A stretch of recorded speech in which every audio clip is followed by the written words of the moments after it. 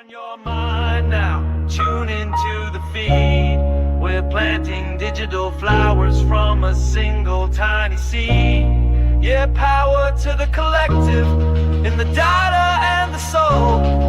The hive mind's getting louder, finding voice in control. Yeah, trying to find the right path sometimes is a struggle. A jigsaw in the dark, missing pieces, unknown puzzle. Blurry fuzzy pictures as the mind becomes clear. Fairy tale of a wolf, a boy crying, a near fear. Scribbling numbers, writing notes, a clue that you find. The hope being one day sharing them with the hive mind. Swapping and dropping the blue and swallowing the red pill. NPCs all around, distorted reality is how you still feel. Should you risk going alone down that rabbit hole, or ask the hive mind, see what else your big brother stole? Collective consciousness helps uncover any clue. Powerful ideas shared amongst the whole crew. And the best thing about it, transaction cost is free. Plop just a drop of water, more splash in a tsunami. Your mind now, tune into the feed. We're planting digital flowers from a single tiny seed. Yeah, power to the collective, in the data and the soul. The hive mind's getting louder, finding voice in control. That single ripple echoes, a signal in the sea. Unlocking every deadbolt, we forge a master key. They built the maze to break us, to keep us all apart. But every node connected is a brand new place to start. So dump your data stream here, your theories and your doubt. Let the pattern sniffers work, the hidden logic out. From a million different angles, we analyze the code. Lighten up the burden and we share the heavy load. The picture gets clearer, the static starts to fade. A brand new foundation by the collective has been laid. On your mind now, tune into the feed. We're planting digital flowers from a single tiny seed. Yeah, power to the collective, in the data and the soul. The hive mind's getting louder, finding voice in control. The picture gets clearer, the static starts to fade. A brand new foundation by the collective has been laid. So let them call you crazy with your tinfoil hat. It's a necessary filter for the mindless chit-chat. They broadcast their agenda, selling lie after lie, while drawing strange new patterns in a crisscross sky. But that hat ain't for hiding, it's an antenna now you see. Tuned into the frequency of the minds that wanna be free. The frantic search for answers you once did all alone is now a data packet uploaded from your phone. So polish up your helmet, there's no need to ever doubt. We're the ones who see the signal when the rest have tuned it out. On your mind now, tune into the feed. We're planting digital flowers from a single tiny seed. Yeah, power to the collective, in the data and the soul. The hive mind's getting louder, finding voice in control.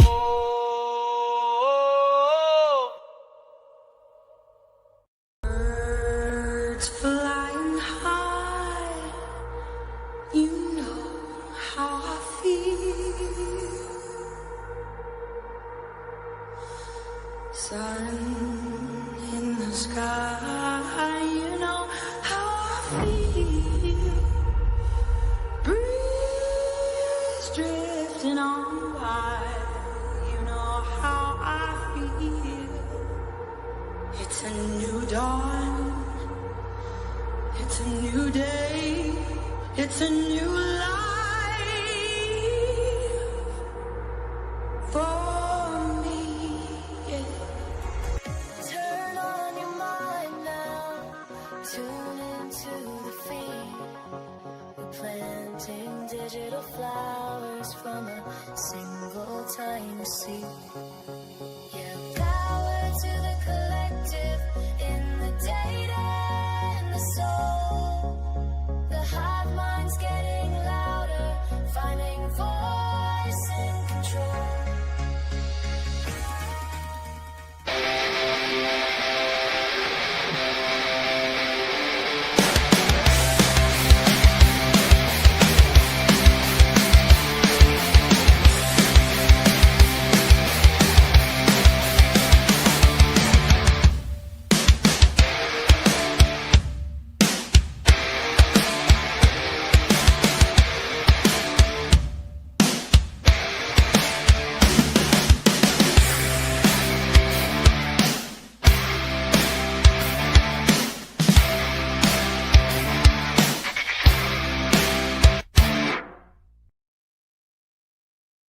What is going on, Hive? I hope you all had a great Monday. I am looking forward to this theme that I have here, which is we have seen a lot of different high profile crimes that all seem to have the same script. Big headline, grieving town, always ends in a mystery. And I have Devil's Advocates backstage, one of the Hive's favorites. And I know that he feels similar as far as different crimes, same script, that we're not crazy, we're not reaching. Maybe, just maybe, we're finally starting to recognize the patterns they hope that we would never see. So, anyways, I'm going to say what's up to the Hive quick, and then I will bring up DA. What's going on, Janet? And Blue-Eyed Candy. Barbara. The tunes were made by a Hive member, McSparky. What's going on, Claire? What up, Dawn?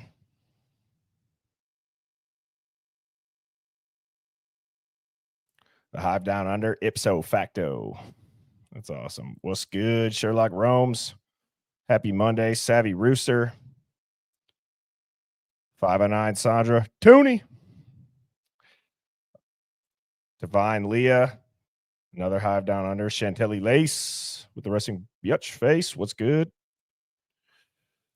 Hi, Dina. Tooth Sleuth.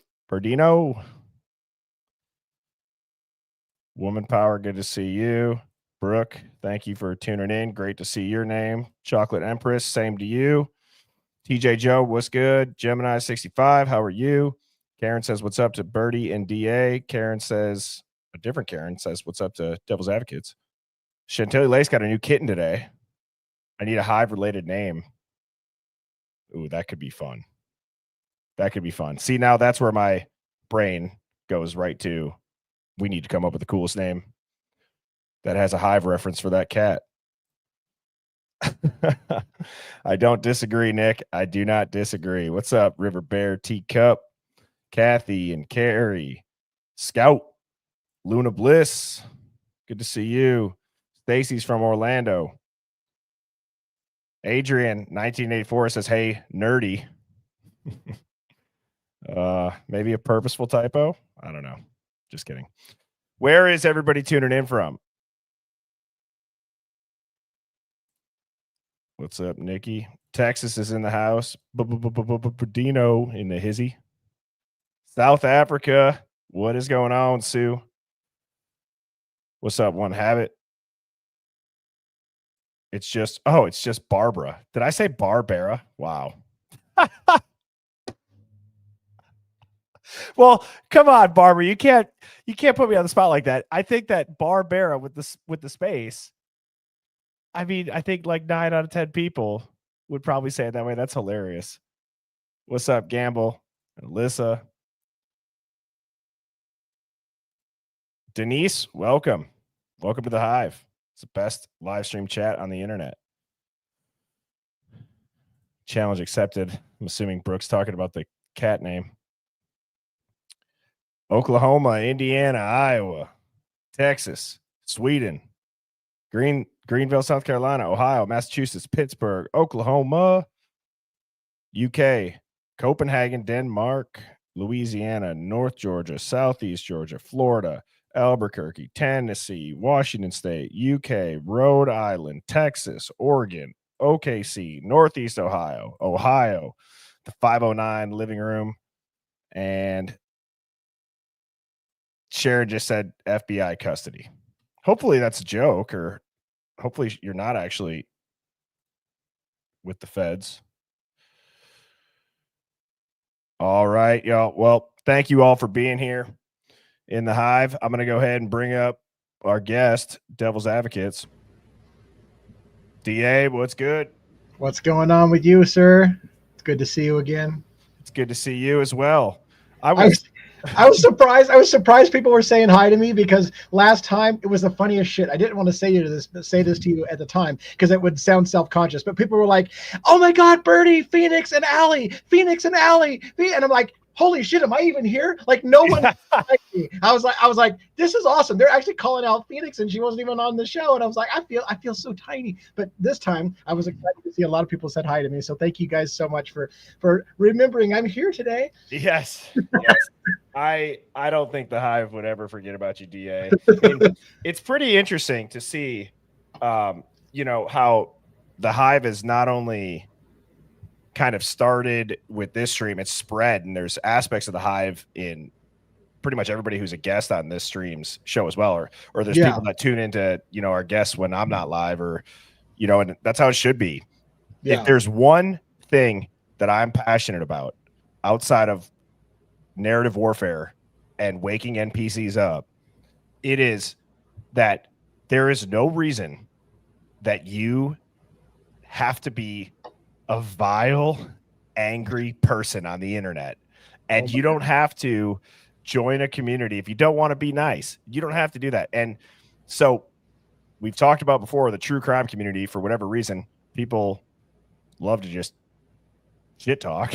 So if you're just tuning in here to the Hive, a couple of quick housekeeping things. I have very few mods. As the channel's grown, I've had to get a few more, but the mods have been instructed, like, unless you're trolling or unless you're threatening, like, you're going to be able to say whatever you want, even if it's disagreeing with what I'm saying or what other people in the chat are saying. Like, that's the beauty of it. And I think a lot of people in here would agree with the fact that not being able to get past the initial disagreement in a conversation in today's day and age is sad, and it needs to start on a small scale and then hopefully spread and ripple out, because we're not going to get anything done.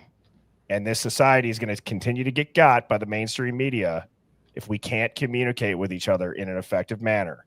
They want us fighting and divided and arguing, and they succeed more times than they don't. So anyways. Preach. Yeah, right. And Moto Man said, one thing rings true for all these cases. They all show us that they will sentence who is the most convenient for their narrative. They really don't care about constitutional rights. And Chappie Boss says, oh, hell yeah. Oh, hell to the yeah. Devil's advocates and disciples. I'm the live tonight. Ric Flair. Woo! I love that. You know Ric Flair? Yeah. Oh, hell yeah. Hell yeah. And so to Moto Man's point, I think that's something that me and DA were discussing prior to this stream.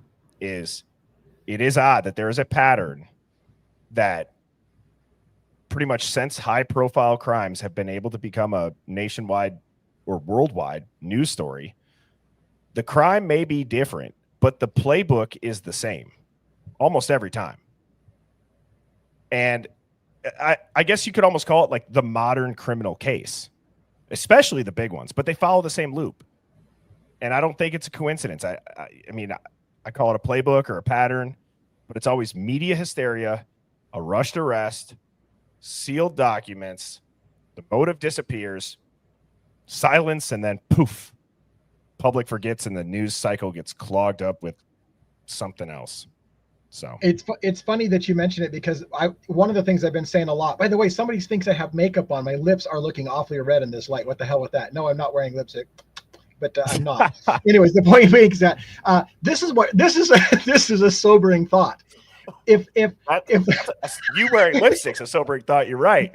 I'm not just with my lips, like you know what it is. You know what it is. I had some spicy buffalo wings just a little bit ago, which had red sauce on it. Oh my god, I'm wearing lipstick on my show. My wife did say if I wore some makeup, I might actually get some more followers. But either here nor there. The point being is that what I was saying is, it is amazing to me if the constitutional and civil liberties violations that they'll do and the illegal shit that they'll do is what they'll do when the entire country is watching. Imagine what happens to the small guy who can't afford to be the national story, right? So we're talking about how the narrative is always the same on these big stories, but imagine how many times they get away with it when it's not a big story, because that's the sobering thought. Like I use my platform, right, to try to accentuate.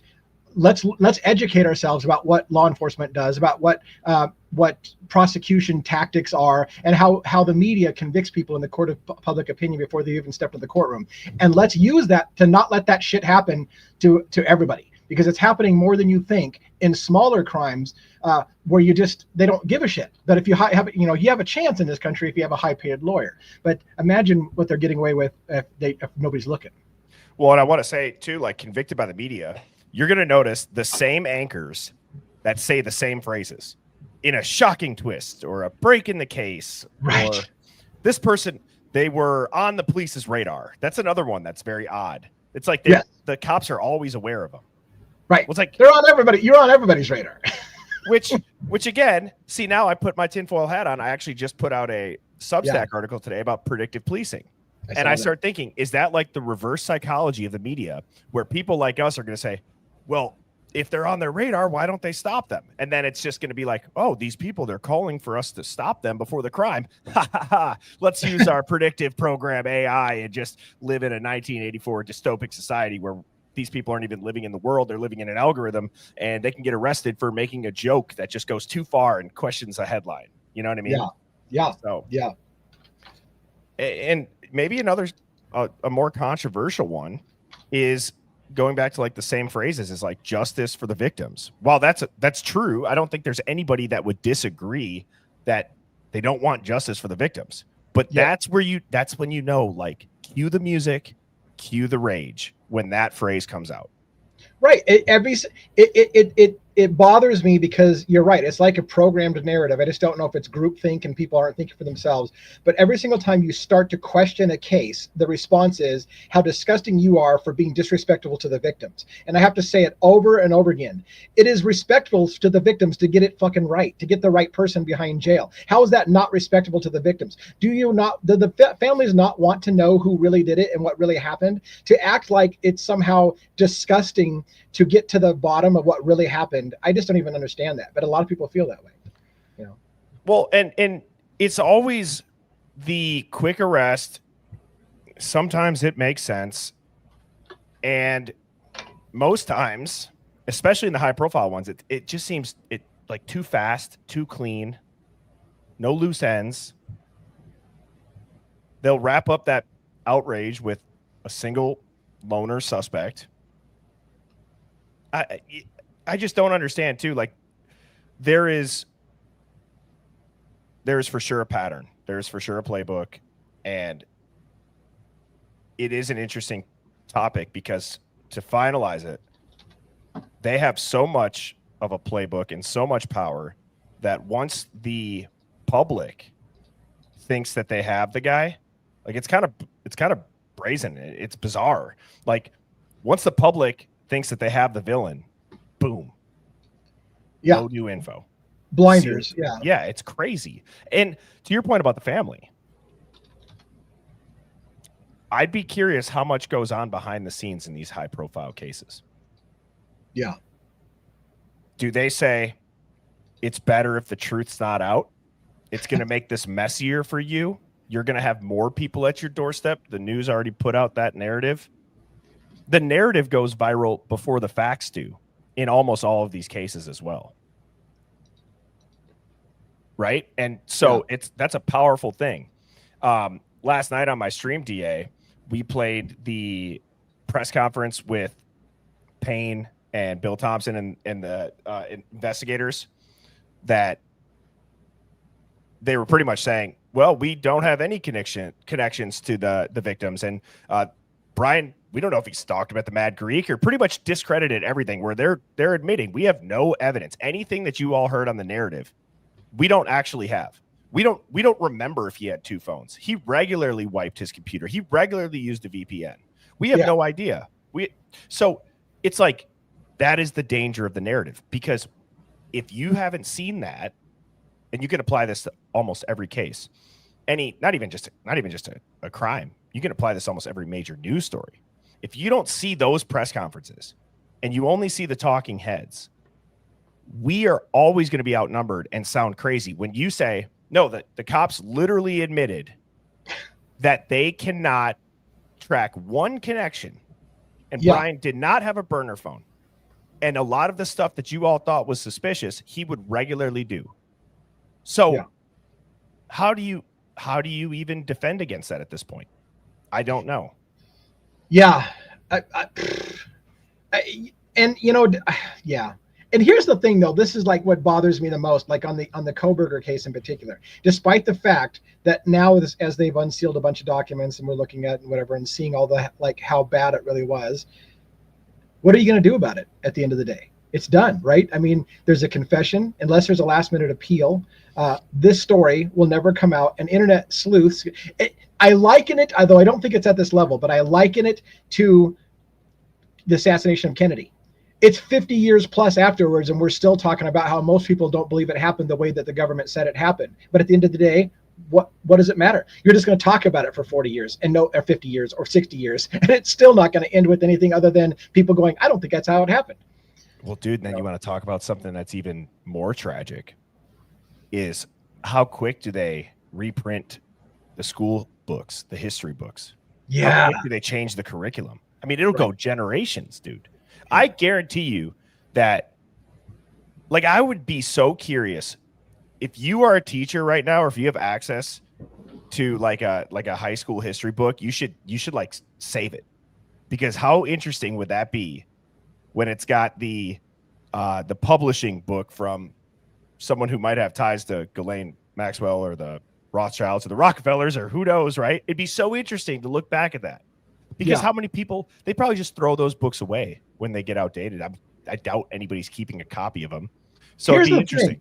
I don't, you got me on a side tangent, and also I'll try to be a little bit brief because it's not really directly, but when I was going to school, here's what I learned going from grade school through college, right? And that's when you're in grade school, you get taught how great the founding fathers of America were, how amazing patriots they were, how our country is the best country on the face of the planet. Hang on. Yeah. What does this mean? I've seen like 5 of these come in. Start your stream. I don't know. I got 91 people over watching my stream right now, and everybody keeps saying I haven't started my stream. Yeah, so I see your numbers too. You're live. I don't know what that is. I see a lot of people saying I didn't start my stream, but it shows. Do you need to leave the studio and come back? Is that? I don't know. Because I see the linked. Yeah, I see the link. Now, granted, it's a long story. We digress. Because I've got 2 channels. I switched over to a different type of account, so maybe I'm going on my wrong account or whatever. And whatever the case may be, we probably have to uncluster. I bet you're on the wrong account. Yeah, probably. It sucks. Why'd you get 2? Sucks. So when I needed some help with moderators, because my channel's growing, I had to switch over to what they call I forgot what the hell it's called. It's a branded account. A branded account that's more like a business. So I had it set up more like a personal account. And to have moderators, you had to set to a branded account. Anyways, and so when I did that, it switched the URLs and switched some stuff. And now when I'm in StreamYard, I have the option to stream to my old channel or the new channel. Even from the public's perspective, it all looks like the same channel. Nobody gives a shit about all this. But from the public perspective, it's supposed to look seamless. But on the back end, it's actually 2 separate channels with 2 separate links. And maybe I just used the wrong link. So the only thing is, I got enough people in there right now. I don't want to kill their feed. Yeah. So, and I've seen Sherlock say this too. Sherlock, you want to clarify for the Hive what you're referencing? Because if you're new to the Hive, and again, if you didn't understand what this show is, people would probably be like, "What the hell is Sherlock Holmes talking about?" Now you're scaring the shit out of me. What's that mean? What does that mean? Wait till you find out you've been streaming yourself in in your underwear for the past 2 hours on YouTube. Man. On your Oh my God. I wonder if he's got a scheduled video. I don't know. Oh. Now you're terrifying me. Like right now, I'm literally like, what the hell? Do I have what? What am I streaming on a different time thing? Up perfectly when we get done. Whatever that is, the timing will be. DA found the right. I don't. You know what? Right now, I have no idea what's going on, but I'm a little terrified.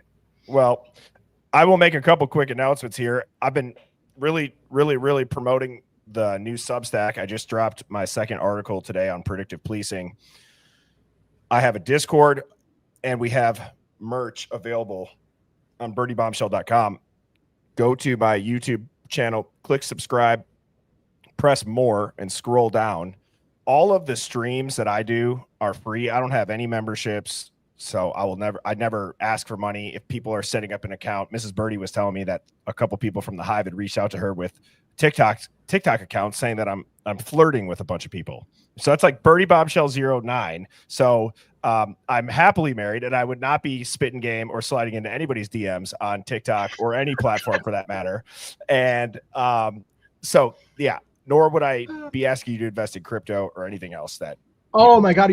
I see. I guess that's what I have to look forward to, right? Is in the future when all of a sudden people are like, DA just asked me to invest in crypto. Like, I did not do that. What the hell are you talking about? Yeah, no, negative. I would feel terrible if anybody got scammed by that, but that is not me. So the way that you could support the stream is, well, I guess we don't even make money on the merch. We just have it priced to cover the shipping and the taxes. But ultimately, just spreading the word of it, subscribing, liking, commenting, send it to your normie, mouth-breathing NPC friends or family member, and that way you can have a animated conversation at this upcoming Thanksgiving about how the world might be ran by satanic reptilian pedophiles. I don't know.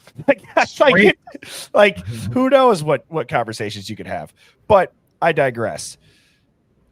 DA, I got a question of the day from the Discord that I've been doing, which is today's from Robin the Redneck. What's one thing that you've learned about yourself since starting your channel? I think this is a good question for you as well. Oh, if you want to go first. Oh, you want me to go first? I have learned how to be a little bit more self-confident. To be brief, I spent a lot of time believing that nobody gave a shit what I had to say. And as months have gone by and people keep saying things like, we need to hear Devil's Advocate's take on this, I had a time where I said to myself, what do you mean? Like, nobody gives a shit what I have to say. You need to hear my take. Like, who cares what I have to say? And I have finally got to the point where I realize people actually do care about what I have to say. So I've gained some self-confidence from starting this channel, and I've learned from myself to stop taking seriously the negative comments, which I used to take very, very seriously in the early days. So I think this has made me a better human being. I'm taking criticism a lot less seriously. I feel like some people really actually have maybe feel self-worth and value. So I've grown on this journey. Awesome. And dude, you're very talented. I was telling you that earlier. Like, you are very talented. You're able to, put your thoughts into words in a really easy to understand way. And you can tell a story and you get animated, you get excited. So you're very talented. I'm lucky to have you a part of the show. And funny enough, you just had talked about like the criticism. It reminded me of the example that I gave you earlier on the phone, that just when we were briefly talking about the stream, I said, well, that reminds me of what I had heard about getting critiqued. And the most dangerous form of criticism is when it comes from yourself in your own head. And the analogy that I had heard that really opened my eyes to it was, let's say you're a parent. Let's say that you're a dad and you get home from work late. You didn't get to see your kids. They're already asleep. And, you just worked 12 hours. You didn't get to hang out with your family at all. Well, in your head, you might say, or you might feel guilty. You might tell yourself, oh man, I'm working too much. I need to spend more time with my kids. And you feel like a bad father. But that's because it comes from inside of your own head. Now, if there was a stranger that you didn't know sitting on your couch outside of probably, drawing maybe a weapon or something at first, but in this situation, you know what I mean? You walk into your house, you see a stranger sitting on your couch and they tell you you're a bad father. You would defend yourself immediately. No, I'm out there, I'm busting my ass working for them. I'm doing late hours. I'm doing overtime. I'm doing that. And you know what? I'm sacrificing for them. And so whenever you get that criticism, you have to remember that although that stings, they don't know you. And so when you start to have self-doubt, make sure you also remind yourself that you do know you, and maybe frame those self-doubts as if somebody else told you that, because it really has helped myself look at my own self-talk in a more positive light. So I would say, go ahead. I was gonna say, did you answer the question for yourself? What have you learned about yourself? Is that what you're, I've learned, well, I would learn that. I would say I learned that, but to give a separate answer, just so I'm not, saying, oh, I would say the same thing. Separate answer would probably be that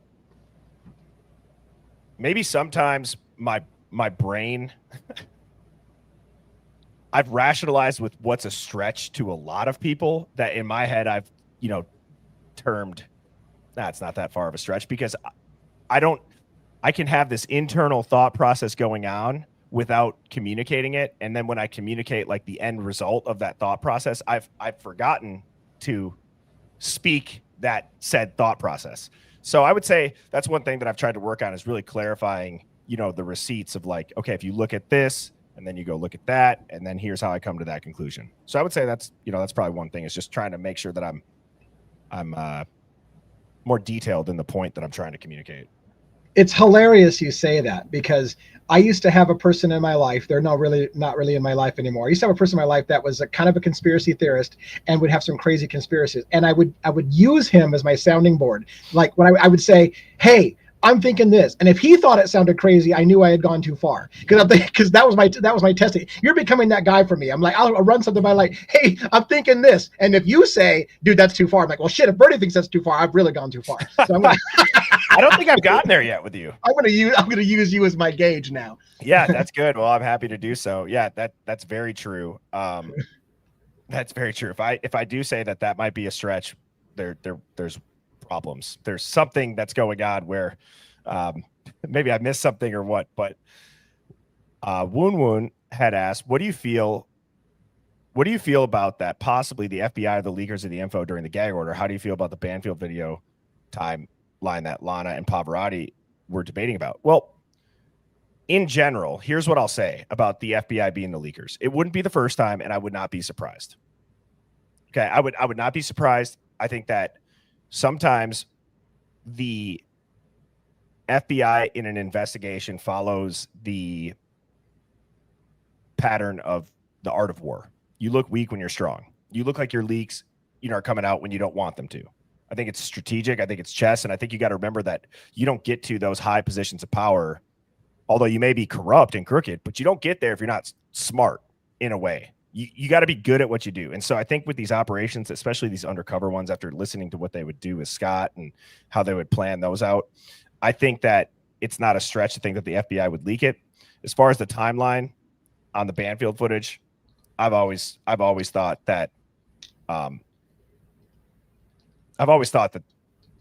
whoever committed this crime is either heard or seen on one of those camera angles at some point throughout the night. I just said a minute ago how I was going to use you as my testing thing. And so using that question that just came up from Woon Woon, here's the thing.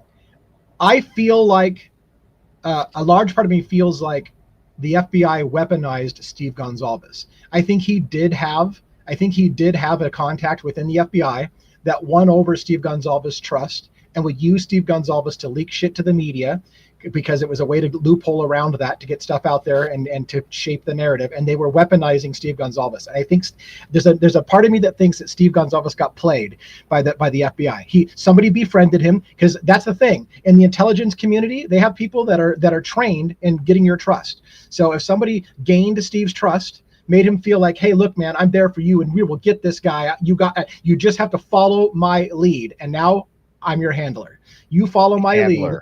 Yep, I'm your handler now. You don't realize that you've got a handler now because you follow my lead. I got you. I got you back.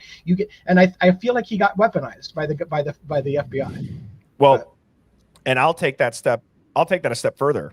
I've actually said that it is strategic, not only to get around the gag orders, but I've said that if you think about it from a protected layer, if that comes out, like let's say that these Dateline leaks or the Amazon leaks, right? If the plea deal didn't happen, which I think is way too big of a coincidence that big of a production of Amazon, where God knows how much money was spent on it, didn't have to change their release date, and there just so happened to be a plea deal and all this stuff. But from a mainstream media layer of protection by using one of the victim's parents to leak info, if it ever tracked back to the victim's parents, they're not going to get ridiculed in the media.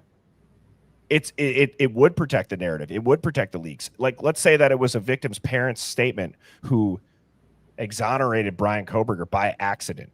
You know what I mean? Like, if they were fed that information, how could you ever, that parent would have to live with that. I don't think the news would ever attack them. But if it's somebody random, then yeah. So I think it might have been strategic on their part. Yeah, for sure. All right. I don't know what to say more about that, Yeah. Well, Blue Eyed Candy just gave a super chat, and I know there's a couple other ones that came in. I will get to those. But Blue Eyed Candy had just said that, oops, that's Woon Woon's again. Here's Blue Eyed Candy's. Does anyone else think brass knuckles were used on KG? I do. Well, this came in as a hive mind find a couple hours before the stream. I actually added this somewhat last minute.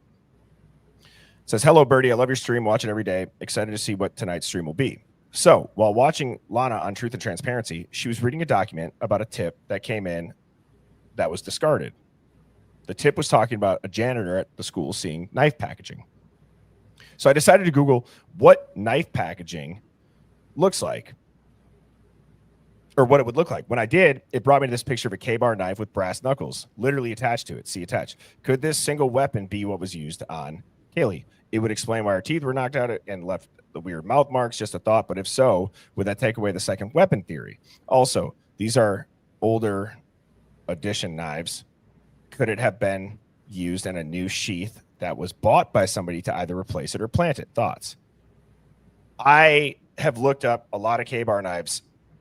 I don't know why I've never thought that it would be built into the handle before, but that is punching in the face and this and that. Everyone's like, "Whoa, he's ambidextrous. How's he doing? He's an octopus." No, I mean, dude, that would maybe because they used a modern sheath.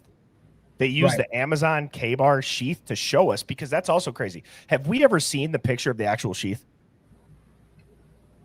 Okay, so think about that. They only have a sheath. We've not even seen that. Yeah. We've seen the screen grabbed ones off of Amazon. Right. What the hell? Right. So we have not seen a single piece of evidence. They wouldn't even show us the knife sheath. Right. So you don't know if the knife sheath is old and has been, has been only around for 6 months when it was bought or whatever, or whether this is a knife sheath from freaking way back that's been around. Like that. Or it looks like that. Right. Jeez. Exactly. I mean, yeah, that would make sense. Now, let me ask you this, Devil's Advocates and Hive. You guys answer this too in the chat. With how much has come out in the mainstream media,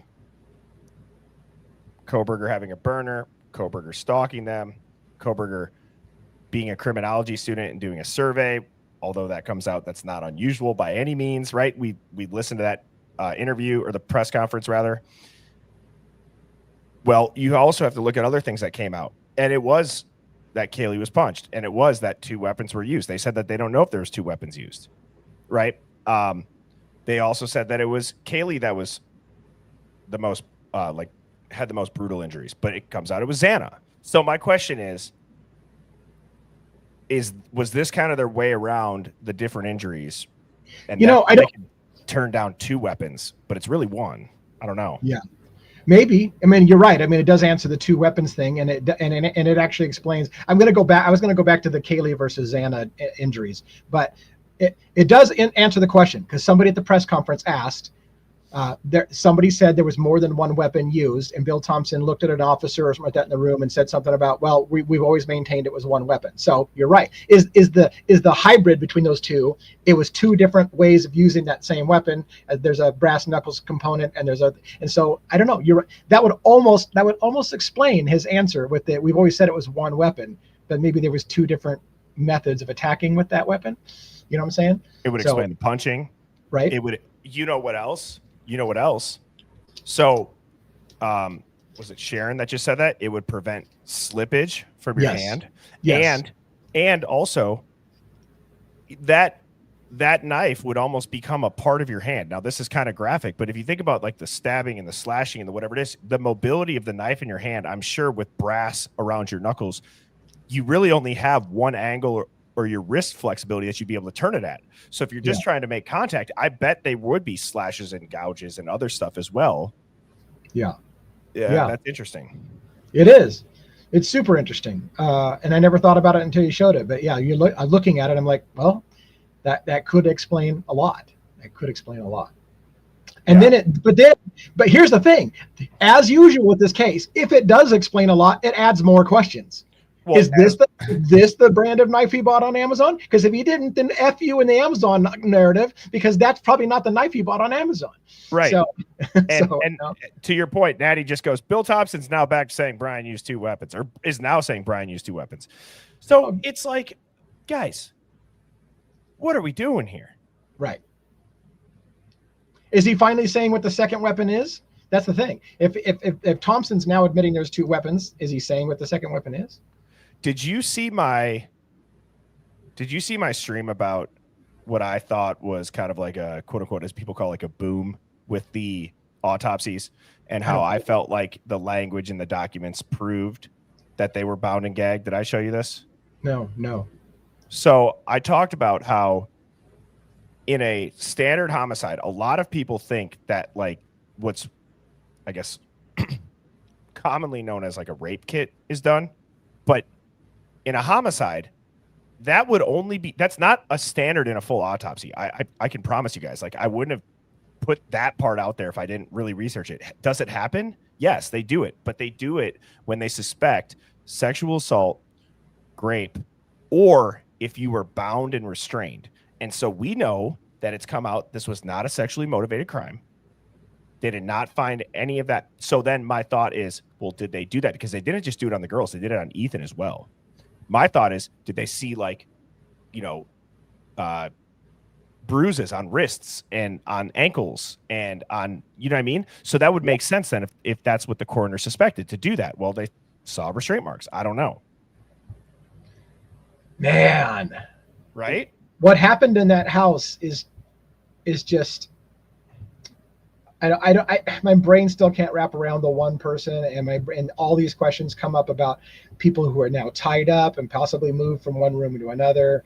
The more we dive into the documents, you know, there's a new narrative that's, you know, as we was going through the documents and you see Kiely had her bed turned down as if she was going to be sleeping in her own bed. Then somebody asked the question, did somebody start attacking Maddie? And Kiely heard it and she came out of her room and just ended up getting felled in that room. They weren't sleeping together in that room. Maybe she just came over from her own room. So there's just a million questions that come in. Or was she tied up in her own room and brought together with Maddie? Like I said, there's a million questions, and they're legitimate questions. It's not just conspiracy theorists throwing out shit to have something to talk about. They're legitimate questions that the documents themselves are leading to new questions. Like, what the hell happened in there? Well, and here's my bigger question. And this is kind of a terrifying question. Not even trying to be dramatic. This is kind of a terrifying question. Why wouldn't you come out and tell the truth? Because the amount of energy that you're taking on discrediting these conspiracy theories, and it's not just online conspiracy theories. You saw them in the New York Times article. You saw Bill Thompson go at Dateline, at authors, at NBC, or at Amazon. Okay, so everyone's saying let the victims' families grieve. Let the victim. Okay, I'm sorry. It's the most commercialized murder case in the world right now on world news. There's podcasts, there's movies, there's documentaries. And I'm not talking about like us. I'm talking like networks, major networks making millions off this by speculating the exact same way that we are. Because at the end of the day, it came out they were just speculating. It wasn't true either. So my question is, everyone's talking about the pain of that. Well, why can't you just tell us? If you were a victim family member, why wouldn't you just tell them to tell you? Unless what? Because if that gentleman, being Bryan Kohberger, is the only dude that did this crime with one weapon and is that guilty, why not tell the story? Yeah. Oh, it's too painful for you guys to hear. You know. Yeah, that's, you know what, newsflash, I don't need the government or any law enforcement official to tell us what's too dangerous for us, what our ears can't hear, what our minds can't think, what our mouths can't say. Like, I go on that tangent all of the time. Yeah, as well you should. I don't need a parent at my age. I don't need a parent to tell me what's, you know, it. And they do it all the time. It's, well, it's going to be too damaging for people, so we're not going to let you see this or whatever. And I'm like, quit trying to tell me what I'm able as an adult to see. I'll make my own choices. But they don't want you to. And really, at the end of the day, they're just trying to control the narrative. And they're just using it as a bullshit excuse to not tell you what happened. It's not for your, believe me, they really don't care about damaging your psyche. No. What they care about is hiding the narrative. They're using that as a bullshit excuse on why they're not telling you the truth. Yeah, and the other common mainstream narrative too is like, whenever they talk about like, it's for, they'll say this, it's for the greater good, which anytime you hear that, your ears should perk up. Your ears should perk up, Hive. If you hear this is for the greater good, you need to start questioning immediately.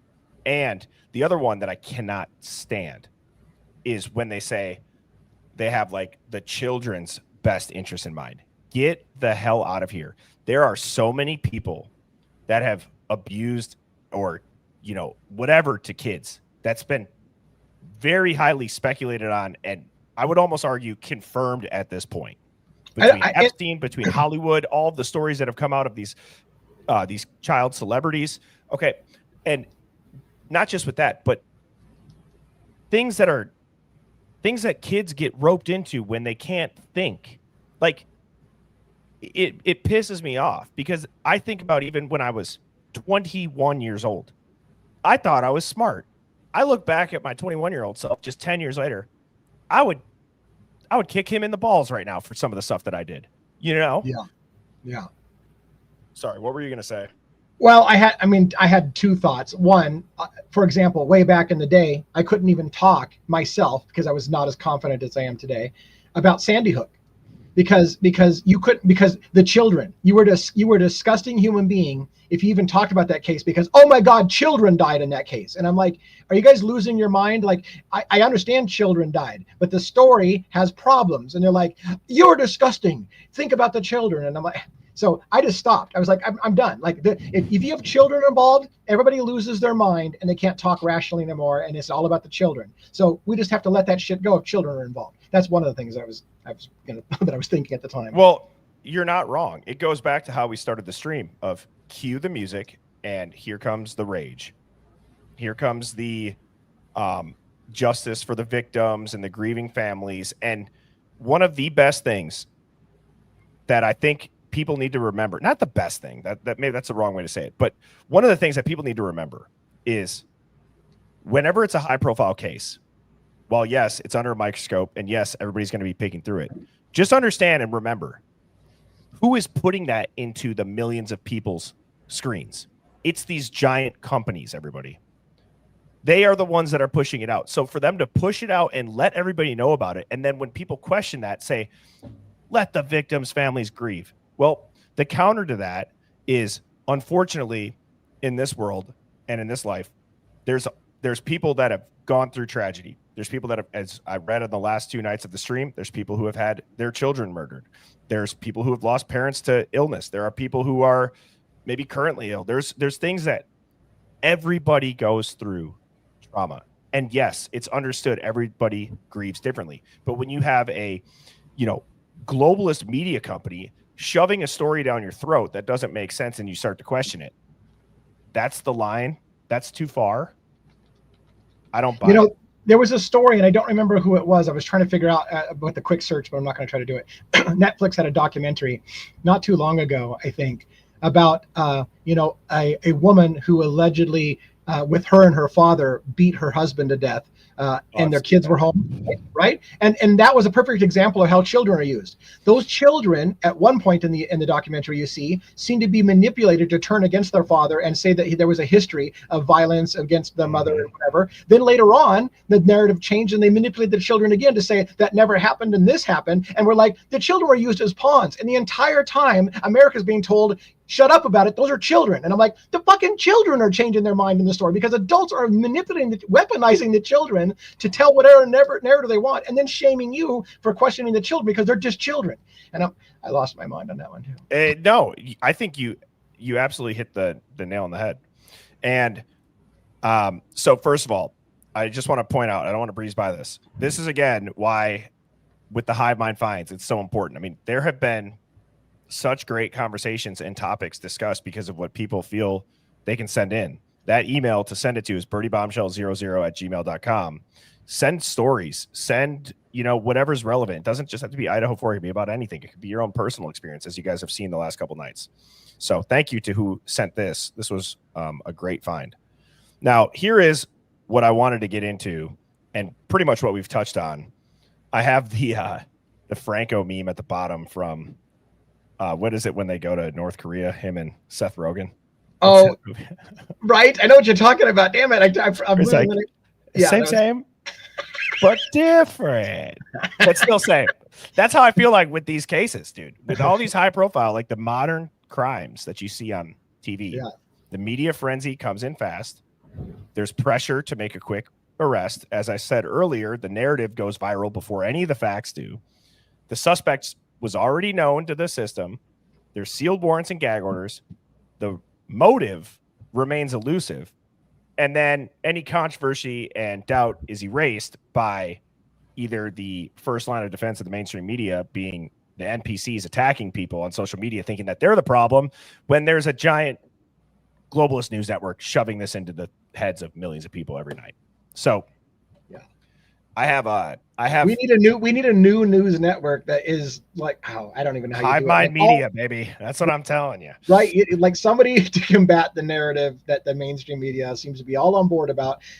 Yeah. I mean, and so I tried to pick 5 cases that in regards to the Idaho 4, like meaning obviously different names, different victims, different towns, but it's still like the same damn playbook. Yeah. Media frenzy, Yes. check. Mm-hmm. Public hysteria, check. One rushed arrest, check. We were told these are all isolated tragedies, but what if they're not? What if they're not? And doesn't this start to feel a little bit reused and refitted and recycled? Yes. You know, something that actually popped into my head talking about reused, refitted, and recycled. How many stories have you heard about these giant mega companies that were like 2 brothers that got into a fight? And then they're both still ultra successful, like the Adidas and Puma. I mean, Right? in the Midwest, it's like Fleet Farm. Like, there's so many. I'm like, is this all real? Coke and Pepsi. Yeah, like, what are we doing? Like, is that real? Yeah. Like, there's so many stories like that. Yes. So, and like the whole thing about history repeats itself. But, you know, I wanted to see if you all agreed with these crime or these high profile crimes that I have up here. So, if there's any that I missed that could kind of tie into the same vibe as the Idaho 4, like obviously we have Bryan Kohberger, right? Then we got the Delphi murders. We got Gabby, Petito, Bryan, Laundrie, John Benet Ramsey, Kendrick Johnson. If you don't know who Kendrick Johnson is, he was the gentleman who was found. What was he? 17. He's found rolled up, or he was found inside of a rolled up gym mat, and it was ruled suicide. And, and then wasn't his organs missing and stuff with newspaper when they exhumed his body? It was an accident, man. Yeah, you accidentally rolled yourself into a tarp and beat yourself to death. And and the person who prepares the body to be buried just didn't tell the family that they allegedly had, if I'm remembering correctly. That could be a rumor. Maybe that was disproven. But I remember when this happened, there was like the body was exhumed and then there was like newspaper found inside of him. Yeah. And they said like, they don't have to tell the family they do that. I'm like, the hell they don't. I'm pretty sure you do. Yeah. And then we obviously have, so we got, who did I just finish with? We have Gabby Petito, Bryan, Laundrie, then Kiely Rodni. Of those, which do you think is the most similar, Hive? Start typing it out. Which case you think lines? And I'm only using Idaho 4 as like the denominator in it just because we were recently talking about it. There's probably a case or two in there that lines up better with each other than using that. But I'm just curious as far as with the Idaho 4. And then while you're waiting for that, it makes me, do you think it's true that high profile cases, and I see the responses coming in here, Delphi is on the top of the list right there. Do you think it's true that a lot of these cases that are high profile, and I hate to say this, is there a racial element with the media? If it's a pretty white girl, it's all over the freaking news. If it's pretty white girls, it's major news. If it's children that are white, it's all over the news. That you get somebody of color and it's like, shit happens. I don't think that's I don't think that's anything that people can ignore. I think that there's a lot of, you just have to look at the stories that have been put out. There's a lot of people that have said that the reason the Idaho 4 went out is because of that. Yeah, right. But then, at the same time, it is interesting. It seems like for certain crimes committed, right? Like when it's a loner white dude, usually they're crazy school shooters that they make sure they put that and blast that out. Yes. And it's not to say that that's not a true thing, but like, there's a lot of shootings that happen in America, but whenever they have the opportunity to go with the loner dude, I feel like they're not hesitant to push it. Just like you were saying, whenever it's pretty people. I think part of it is maybe it's a self-fulfilling prophecy for the media, right? Follow me on this logic. I'm just thinking this on the fly. What they've learned is there's a formula that sells, right? So they've learned, oh my God, if it has pretty white girl, check, children, check, mass shooter or incel, check, anything, like there's certain things that they know. Then so a news story comes out and media's always looking, what's the new hot thing, oh, story just came out, oh, look at this got children, it's got females, it's got an incel, shit, that's going to be the top story. And does it just become like they know that there's a formula to the news, right? So they just, that's why this becomes the news, is because it's formalized. And it doesn't necessarily mean that somebody's going out and committing the crime because of that, but it's like that's the story that gets covered, the ones that they know, oh my God, if it has all these elements, this is going to be huge. So wow, look at this comment. Sherlock Rome says, I spoke to Olivia, direct messaged her on TikTok. I made a similar comment about white girl crimes, and she messaged me. She agreed back then, and she said Kiely would have agreed too. Sales formula. Wow. Rating. Right. And you know what the sad part is? You and I are going to be accused of doing the same thing because we're talking about those stories, right? Oh shit, Birdie froze. Sorry, no, I cut out. I'm good. I was to say, you did freeze. It's like you're either super still, brother, or you froze. Yeah. No. What did you say? I missed it. Oh, I was. What the hell did I say? Shit, I don't remember what the hell I said. It was probably not important. I don't remember. But yeah, so I mean, I think that a lot of these, like the Kiely Rodni one, is one that I saw Nick put a comment on here, and hopefully I can scroll up and find it because I try to put it on screen. But Nick had said, where did it go?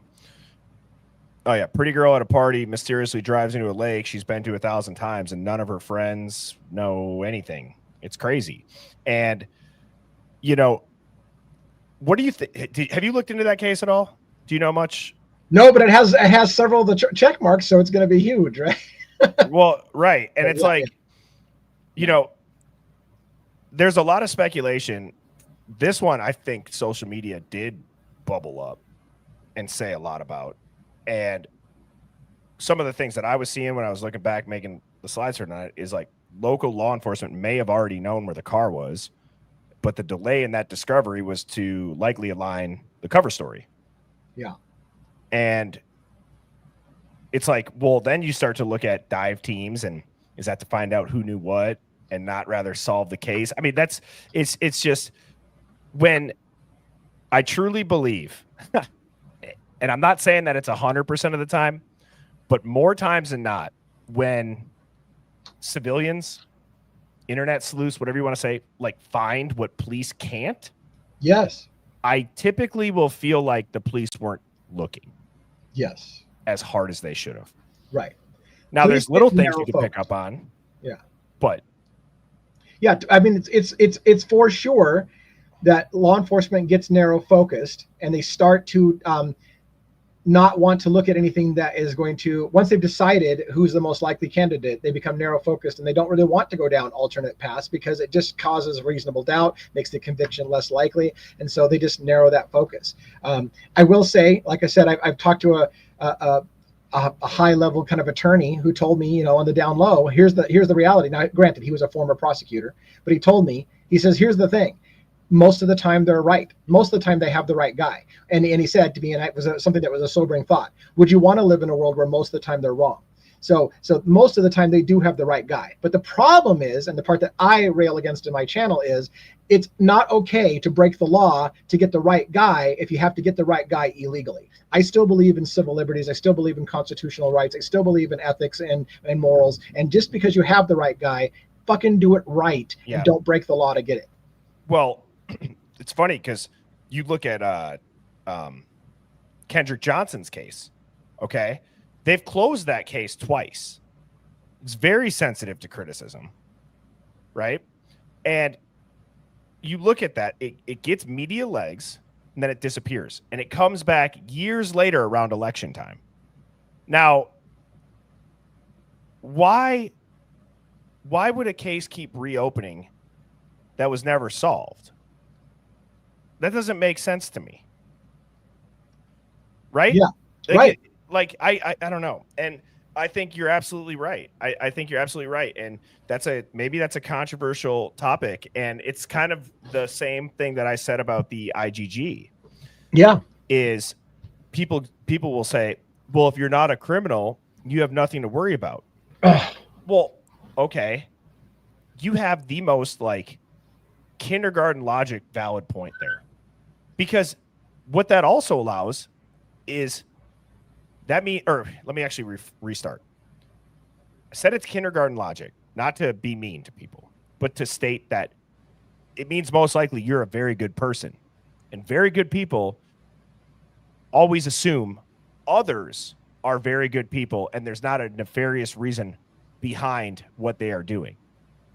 Most times, what that allows for is the very good person and the person who doesn't have the nefarious thoughts to have the cloak pulled right over their face, and they have no idea what hit them when that nefarious act is then done to them. I don't want to say this happened in this case per se, but here's the thing. If they, meaning authorities, have all of our DNA all the time, then how much is it a stretch to think that if they think you're the guy that did it, but they just can't place you in the house, but they've got your DNA and now I can place you in the house? How many people don't think that that's going to be used? I've got your DNA. I know you're the guy. The one problem we have is we can't place you in the house. Now, if I can just get a piece of DNA in there, I can tell everybody, not only do I know he's the guy, but his DNA is at the crime scene and we got him. And how many people will question that? Well, and I don't know if it's not fathomable to some people to wrap their heads around that doing so and what you just said would not take an army to do. It takes one person. And it's who's not going to check? Nobody even checks. Yeah. I mean, it's wild that more people can't accept that it's not that hard to do, I'm sure. Follow the logic on Kohberger's case. Nobody checks. And you know when the only time they would check, the only time we're going to check the relevancy of the DNA, for example, on the knife sheath, is at trial. But there is no trial. So they used it to convict somebody on DNA that no one will ever check or no one will ever fact check because there will be no trial. So it was successfully used to convict in the court of public opinion without ever having to show the receipts. Yeah. And so how often will that be used? Right. A lot, I'm sure. Jake Paul says, how many more days till BK has left to file an appeal? It's 30. Which, do you think he's going to file one? No. I'm telling you guys, I don't think he's going to. I truly believe that this case is going to disappear. And I'm not trying to be the bearer of bad news, and I'm not trying to say that there's not a legal avenue that he could take. We had Ali Benevento on this stream, and she crystal clearly laid it out. There would be. I'm saying that if there's not, I personally feel that that will be one of the biggest giveaways to it's almost solidifying that this case is not even close to anything that we've heard. I'm not going to say fake, like people didn't die that far. Don't get me wrong. There's always opportunity to say, or there's always the ability to piece together a theory where, and as I have with Witzak or PSYOP or whatever it is. And right. But I'm saying that would encapsulate all of them. If he does not appeal, that I think that almost encapsulate, especially taking the plea after hearing what the investigators said they didn't have out of nowhere, and then to not do it and not file an appeal. And I don't know, but what do you think on that? You don't think so either? I mean, like you said, I don't think he's going to appeal, and I think that's going to be the end of the story, and we're never going to get answers. Now, having said that, and again, I will repeat it again, I don't think he's going to appeal. But if he does, I will be all over this like a fucking pit bull, because you know damn well if there's an appeal that they know that story was shit, and we know it's shit because we can see it. And if they open up the opportunity for a trial, game on, as I say. Yeah. But again, I don't think there's going to be an appeal. But and then this question or this comment from Vigiros, Gilgo, do you want to touch on this? I know you said you had some Gilgo 4 updates, which that's going to be. I'll just make a quick kind of channel announcement. As far as what, so DA and I can continue these Monday streams. Is the Gilgo 4 is going to be what I'm going to start diving into. So now next year or whenever that starts to ramp up, at least DA and I will be able to have a case we're both looking at. at least one. So that'll be the one that I'm going to do. Yeah, and I'm sure there's going to be more than one case we're going to do. But yeah, right. So, and I will say the Gilgo 4, that's kind of what everybody branded it in the early days, but we're kind of moving towards a new and naming of it, the Long Island serial killer or LISK, because bodies were found outside of Gilgo Beach. So originally it was 4 people that were found on Gilgo. That body count has gone up and it's all over Long Island. So now they're calling him LISK, or the Long Island serial killer. And I tell you that that story has enormous amounts of potential police corruption. Police officers that were actually literally partying with prostitutes, doing drugs with prostitutes, knew Rex Heuermann, and Rex Heuermann was apparently a swinger. Him and his wife were in sex parties, had people over to their house. There's an attorney, John Ray, who talks about how the family may have actually been involved, that Victoria Heuermann, his daughter, her dark art showing how weapons are also sex objects and things like this, might have shown proof that the family again, their family, just again to briefly get some people's interest in LISK, because I'm telling you, this case is going to be enormous. His body count might be in the hundreds because he's been killing for 30 years if he's the guy. Again, I do believe in the presumption of innocence until proven guilty. But the point being is that, real quick, his daughter and his wife's DNA was found on bodies of the victims. And the story is, it was just transfer DNA. Well, that's funny. Did Bryan Kohberger's also just get transfer DNA? Or is it proof that the DNA is there that you did it? Because it seems like with Kohberger, if it's DNA is there, he must have done it. So his daughter's DNA, his wife's DNA is on bodies. So go figure. Man, yes. Also, I've seen this. I believe it was the comedian Tom Segura who put that out there. Off the top of my head, I can't name specifics. But I do remember listening to this and thinking to myself, holy shit. Yes. That's a lot. That's a lot of coincidences, bro. Yeah. But no, I'm excited to look into the Long Island serial killer. I think that having the ability to tie it back to the trace DNA, won't that just be interest piquing to see how is the media going to trace that? Are they going to say that the daughter and the mom, that's just trace DNA, and people are just going to forget about this case? Because oh man, it's just crazy, dude. It's so crazy. There's a part of me that is actually shocked, is an understated word, of seeing the media machine with the Idaho 4. I'm shocked. I'm past shocked. I'm confused. I'm discombobulated. I don't know what word to use. And I can wrap my head around evidence and narrative and timelines not making sense. What I can't wrap my head around is how people would die on the Hill for Bryan to be guilty, even if he wasn't. Right. I can't get over the lack of innocent until proven guilty. Yeah. That's been the most mind-boggling aspect of it for me.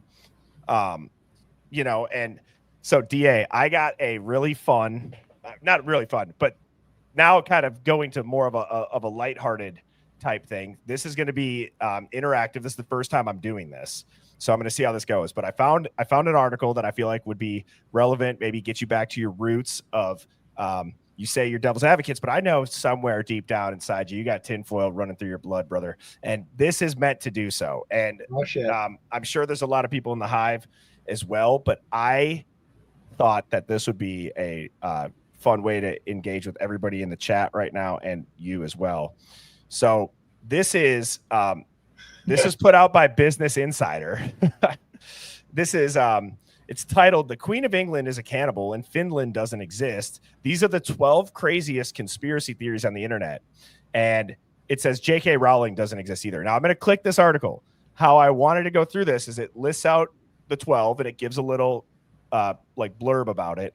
And I think I'd be curious to hear, do you think there's some weight to it, type of 1, or if you think it's just complete BS, type of 2? And then DA, you can obviously answer it more in depth. But for the Hive, 1 is true, 2 is BS. And so I thought this would be fun.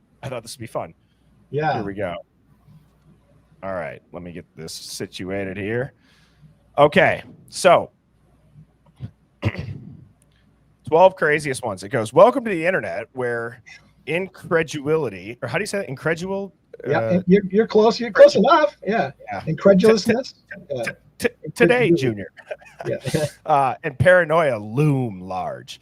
Here, you'll find no shortage of theories expounding on the non-existence of celebrities and detailed analysis on the many ways in which we've been lied to by the government, which in turn has been lied to by the elite reptile overlords who really rule the earth. Now, this is Business Insider saying that.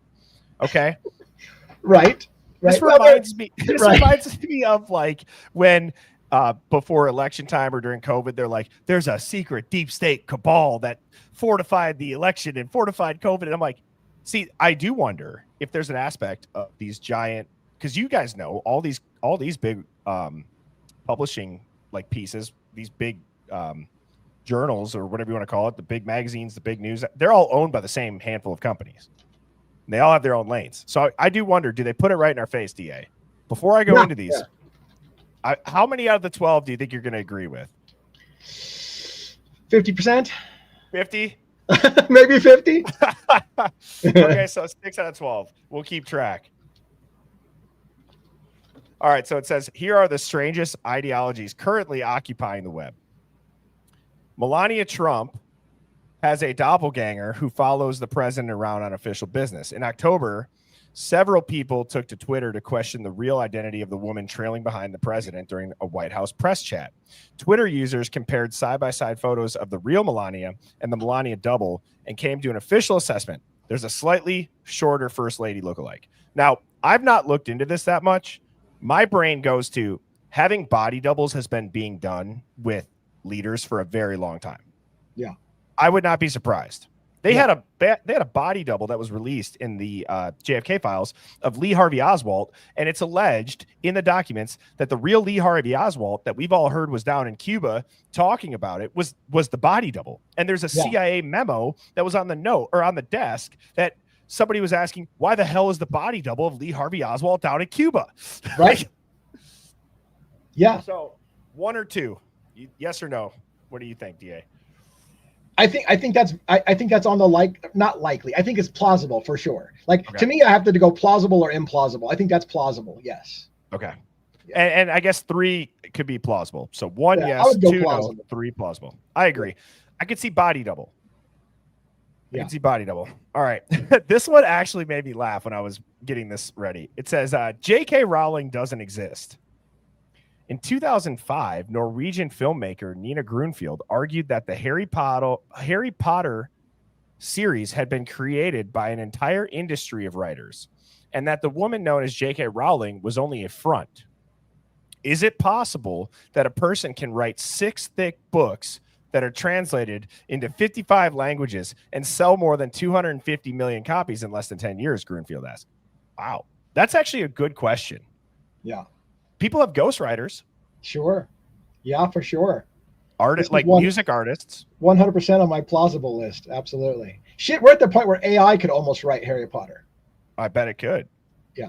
I bet it could. So people said 2, no, J.K. I mean, I think that J.K. Rowling is a real person, but is she the sole author behind it? I think is what they're saying. I could see it being plausible that there was a lot of people helping her. Yeah, for sure. Especially once it blew up. I mean, yeah.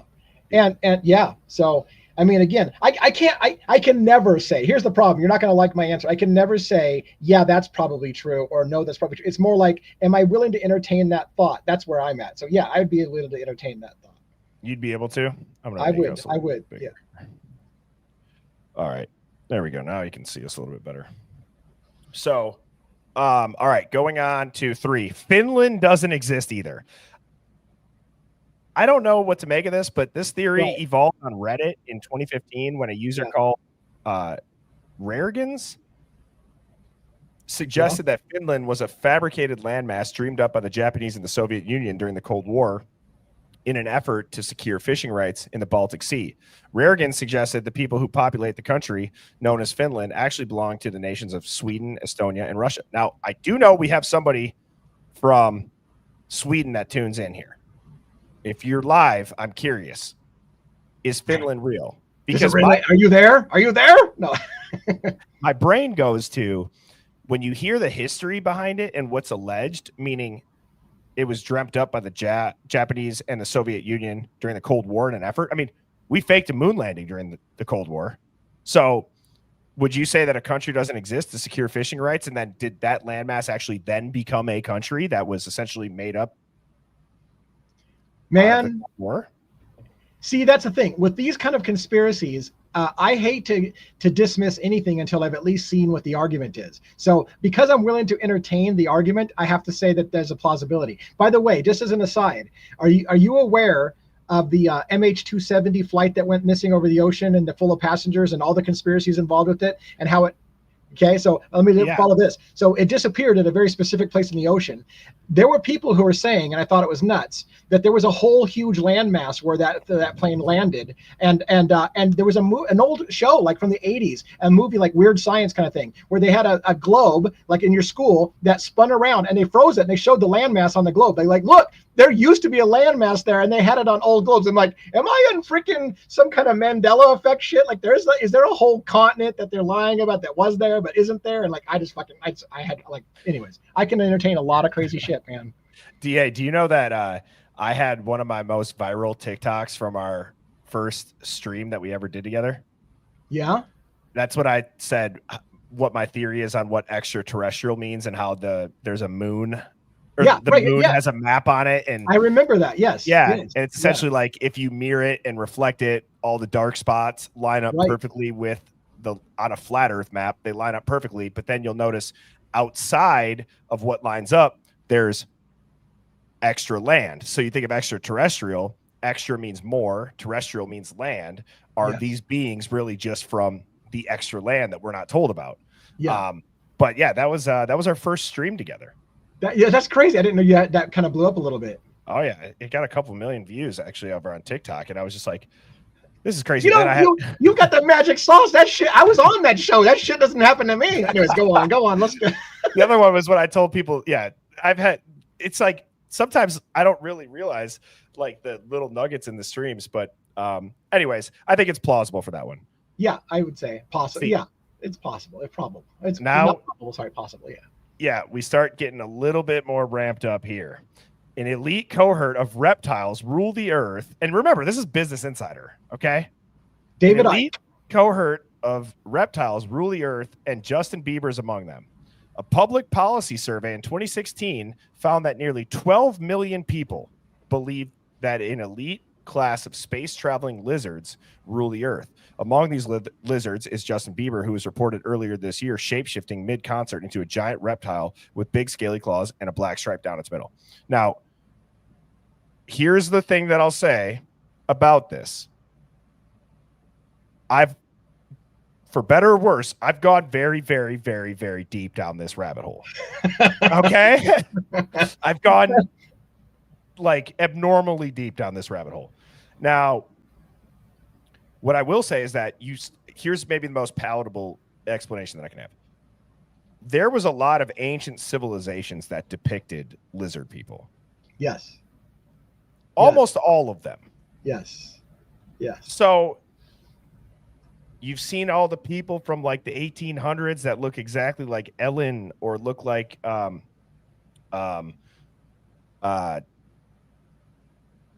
who's the dude that's in the National Treasure?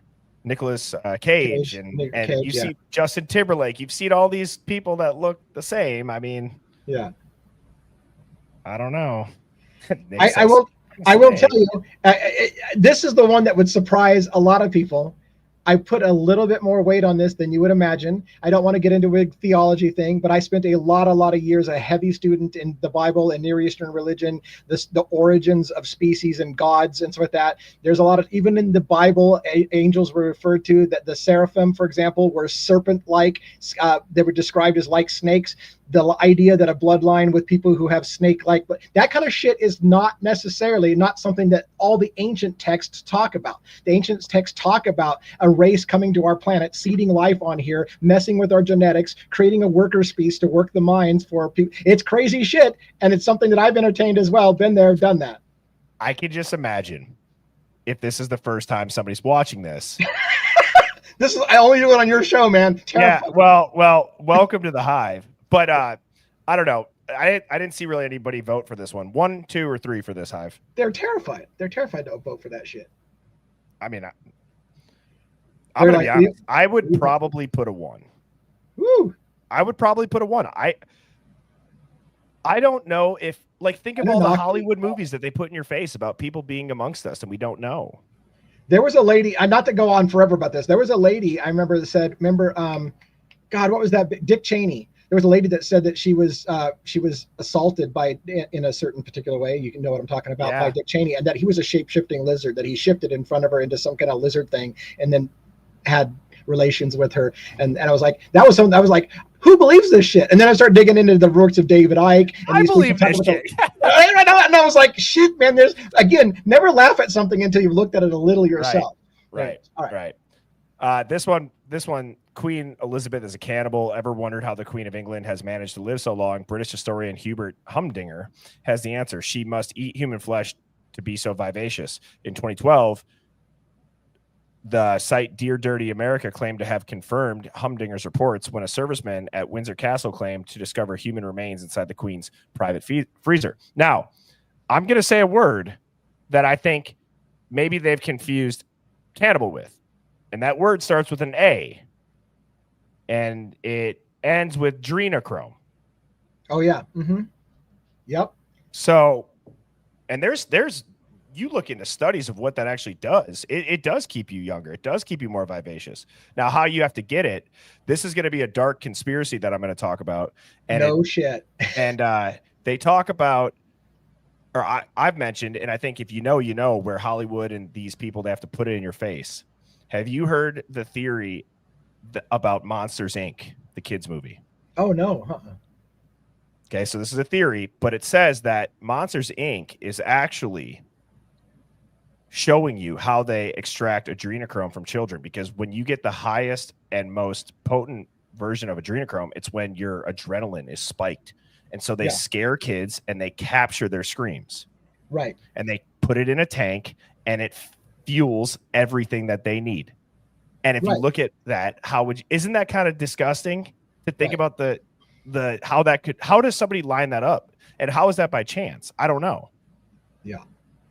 Yeah, I've got a lot of thoughts, and I'm holding them. I got a lot of thoughts. Oh, let them out. I mean, the idea that, I don't even know where to go. The idea that if a child in particular is subjected to a certain amount of stressors, that creates a certain chemical in the body that can be used and can help people with life extension and or youth cream or whatever, because a terrified person excretes a certain type of thing. That is not outside the realm of realism for me. Chemicals inside the body. In addition, and I think I've talked about this briefly, the weird thing that, since we're on conspiracy theory, the weird thing is the idea that if you torture someone at a certain age, that it can express certain genes. Like, we have genomes that are turned off in our DNA that aren't worked. But if you do certain things to the human body, does that turn on a switch inside of us that it unlocks something that's basically turned off right now? And then you can basically evolve to a different kind of consciousness by going through something traumatic. People who go through traumatic experiences see things, hear things that other people don't hear. And is it because we've expressed some kind of gene that's been turned off that only gets turned on when you go through a certain type of traumatic event? So anyways, crazy shit. I don't know what to say. The cannibal thing, I don't know, but the adrenochrome, you went that way. Yeah. I mean, yeah, they're drinking the blood of children, and it's like they put the Satanism and the checkerboard. And this is the deeper level of, like, outside of the narrative warfare, where it's like, when I say you need to learn about the people that are running your country, and you can say that it's all internet bullshit, but there's very highly produced, like, documentaries and series that go into absurd detail where they tell you, fact check everything I'm saying. If you have not watched The Fall of the Cabal, you could see it on Rumble, and I think it's on Truth Tide if you have, like, a Roku style TV. The Fall of the Cabal is interesting. Now, there's aspects of it that go into this, is rather what I'm saying. Now, the Ice Bucket Challenge was really a satanic ritual. We can kind of start going through these a little bit quicker. When the Ice Bucket Challenge began circulating on the web in 2014, a number of suspicious theories came with it. Several critics took to YouTube hoping to reveal the true motivations behind the challenge. with many of them claiming the ALS benefit was a ritual purification cleansing for what would be the largest human sacrifice in history, part of hidden Illuminati code passed down by Satan himself. Now, whenever I see a giant viral trend, I always have suspicions of, is this organic or is this really being pushed by a giant social media company?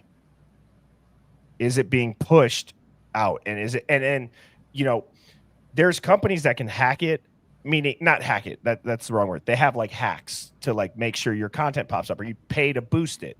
But Right. what happens when you actually get the social media sites themselves and you get those companies themselves behind it? Then Yeah. you know we're all seeing that content. Right. So NASA knows about a second sun, and they've hidden it from us for years. Now, you look up a couple of things, and it is pretty interesting. You look at this, and now you start looking at some big mainstream logos, MasterCard. You look at the two suns, and it lines up exactly how they would. And there's a lot of, I mean, this one's interesting, right? I will say this is near and dear to my heart. I have read a book. I highly recommend it to anyone who's even remotely interested in the two suns idea. The majority of stars in our solar system are binary star systems. Like 80% of them are binary star systems that have two stars that rotate around a common axis in space. Our history, as a recorded history, is so short, we would not have seen the phenomenon of two suns rotating each other around each other. There's a guy that wrote a book called The Lost Star of Myth and Time. Fantastic book with a bunch of math that says NASA basically is wrong about their computations of the precession of the equinox. That everything can be explained not by a wobble of the Earth, but rather because we're rotating around a fixed point in space with another sun, and that we co-orbit with it. When you get into occultism, you'll get into the dark sun theories and the idea that they used to think that Saturn was our second sun.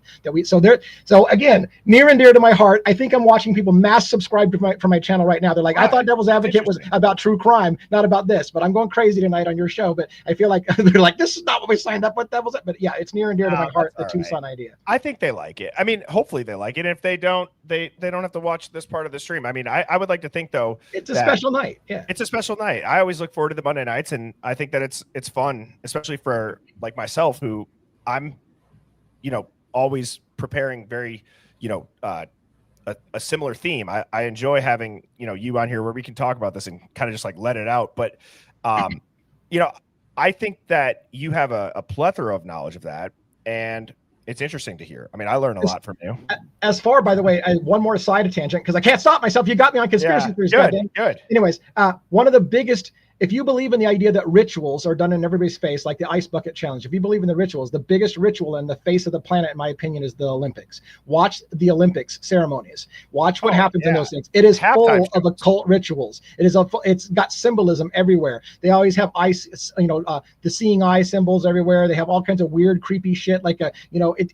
It's nuts if you watch Olympic, opening ceremonies. It's like the biggest stage for some kind of ritual. And the Super Bowl halftime shows. Those also, yes. Yeah. Yep. I'm sure a lot of like, there's a lot of like the Grammys. You know what I mean?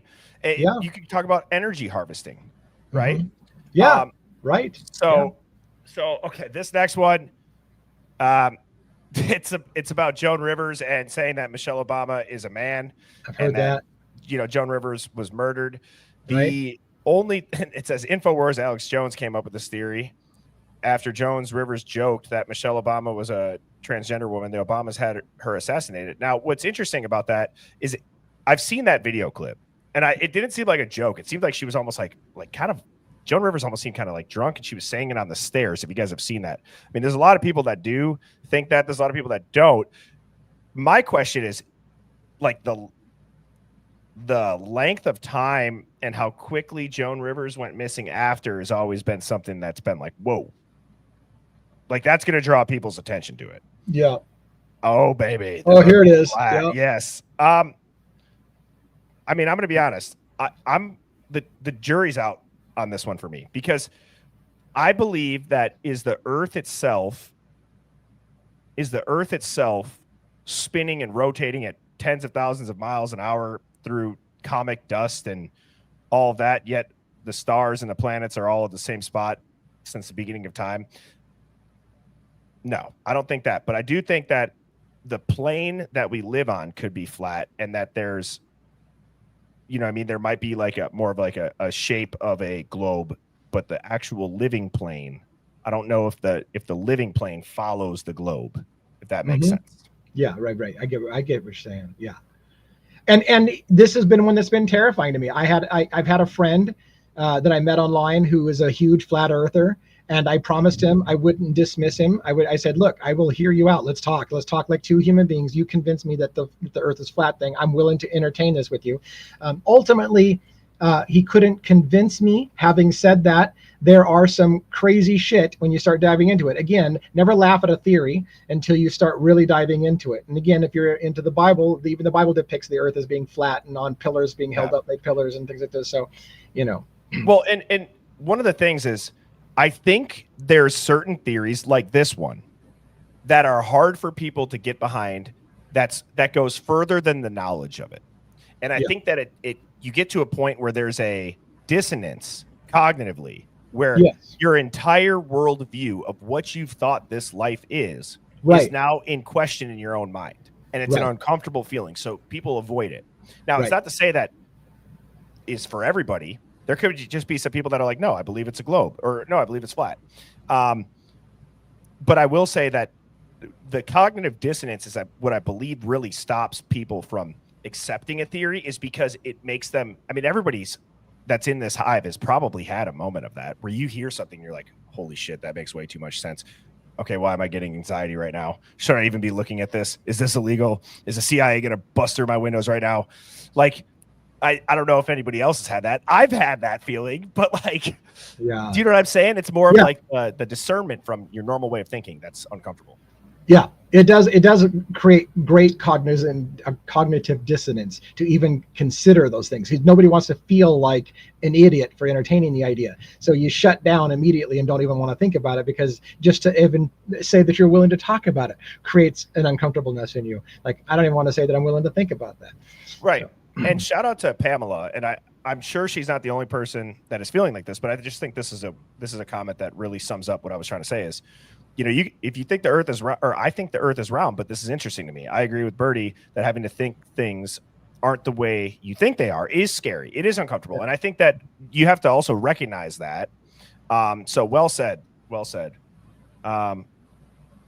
Chappie Boss says, everyone in the house needs to watch the movie Goat with Nick Jonas. Wow. Mind blowing. Mm-hmm. I've not seen that. Nope, but I've heard about it. What is it about? I heard that name. Somebody told me the same thing, I think, just recently. But yeah, I don't know. Yeah, I was just in that too. So, and I don't think I've ever seen Nick Jonas in a movie. 2016 movie on IMDb. It's got 5.7 out of 10. Not highly reviewed, or not highly accepted, I guess. But what is the movie Goat about? After years of successful operations, an elite agent suddenly retires, choosing a quiet, ordinary life. However, when a past mission comes back to haunt him, he reunites with his team to prevent a catastrophic disaster. Huh. Interesting. Well, there you have it. Well, it's on that. Thank you, Chappie Boss, and thank you, Jill. Appreciate that. Is the goat based off the greatest of all time kind of goat, or is it a double entendre and there's a goat in there? Anyways, I don't know. Okay, this one. The Israeli government has a pack of evil GPS-equipped sharks that they use against their enemies. Oh my God, I've heard that. I've heard that too. After a series of shark attacks off the coast of Egypt in 2010, which I've seen a super effed up video that came out from somewhere over there. I don't know if it was Egypt. Don't go looking for it. It's traumatic to watch. It's horrendous. Yeah. Yeah. So the Yeah. UN is plotting to kill us all. This is a one. No doubt in my mind. I really believe it. I thought it was so weird. So during COVID, when flights were super cheap, like right in the beginning, when like a handful of states were shut down and others were still open, flight prices were dirt cheap. So like I went to Isla Mujeres, which is an island off of Mexico, Cancun area, and then I went to Belize. But I didn't go to the island of Belize. I went to Jaguar Reef. which is much more like rural. And we had a choice to either get on a twin prop plane and fly an hour and a half over the jungle, or we could drive 4 hours and we'd be driving through where one of the most dangerous prisons of Central America is at. And I remember thinking to myself, how was this not told to us prior to booking the trip here? You know what I'm saying? But here's what I thought was interesting. There's, I kind of got to the point too where like I put my phone down as we were driving. We chose to drive, not fly. And I put my phone down as we were driving because I kind of felt like when I was taking pictures of stuff of it and like people are living in like washed up shipping containers, I'm just kind of like, damn, like I don't really know if this is something I'm going to go like look back and be like, wow, this is crazy. But you know what was crazy for the pictures that I did get there, that of the town that is, it's a third world country, like UN signs everywhere. Yeah. UN posters everywhere in little shops. And the Chinese government had a huge presence in that area of Belize because the Chinese government, they were paying for the roads. And then there was like a rift between the locals and a lot of, there was just crazy stuff that I'm like, whoa, this is mind blowing to me to actually be here and see this. So many things that can go down there. I mean, are you aware of the Georgia Guidestones and the supposed plan to keep the population under 500 million? That kind of thing. I think of that. I think of the UN. There's a conspiracy theories that the UN was partly created because you need a world police force. Because, for example, American soldiers will have a problem firing on other Americans. But if you get somebody from the France to come over, they might be able to fire on Americans without problem. So if you get a UN and you get a police force that's international, then it's a little easier to police your population because they'll fire on other people's country people. Like there's all kinds of crazy conspiracy theories. Yeah, there is. But then if you look at it as a business, it's a smart business move. Yeah. And we all look at the government as if it's not a business. Why does everybody in government get just as rich as an executive in business then? Yeah. I'm sorry, but like, do that many people want to read these people's books, or do they just write a book and then they get an inflated amount of sales with a giant check for pre-orders or whatever it is, and everyone's just like, oh wow, this must be a very popular book. It's sitting on the shelves of every airport ever, yet I see nobody ever buy books of them off the shelf. Same thing. I'm convinced that there's money laundering going on at every airport luggage store. Yeah. They have like the primetime real estate, the very nice luggage. Nobody's in there. Nobody's buying it. Yeah. So, and then this last one is Robert Kardashian and Ted Cruz are the same person. I actually haven't heard that one. No, but it's anyways, worthy. I mean, I don't know, but it's funny. But so that was fun. And DA, I always enjoy having you on here, man. And as a reminder, I have a Substack. Devil's Advocates has a Substack. We both have a Discord. I have birdiebombshell.com and birdiebombshell00@gmail.com if you want to submit a Hive Mind find. But ultimately, what the main takeaway that I think is important for this stream is to keep your head on a swivel. For although there are different crimes, there's the same script for a lot of things that become high profile, and there's a lot of things that we can look back at now. And moving forward, like with Devil's Advocates and I about to be talking about the Long Island serial killer, or I guess formerly known as the Gilgo 4. Mm-hmm. I'm curious to see, we should maybe track as it progresses. Okay, what phase of the narrative are we at? Are we where the narrative is now outpaced fact or investigation? So it'll be interesting. Any closing thoughts?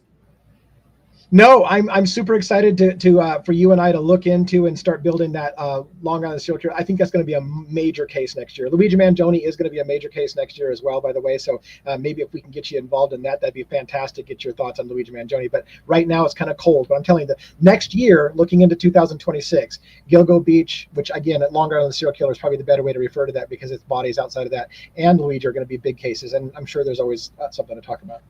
And I'm curious, Hive. So I know it's a Monday night. Usually Monday nights are kind of like hit or miss depending on what we're talking about as far as, do DA have this DA and I have time to talk about with the stream. And, we did tonight, but then we kind of went riff. Type of one, if, I know usually we both keep it a little bit more formal, but type of one, if you kind of enjoy this for a Monday night, I kind of think it's a good way to start the week. And obviously we both care about the viewing experience. We care about the Hive. This is at least on my show, the Hive Mind is a community sourced, contrarian thinking, conspiracy based show. So, and it's really encouraging to see all that. And so I'm glad. Phoenix Talks has a nice break. Everyone's typing a 1. Everyone's saying love this. I think the way you did it tonight was just spot on, right?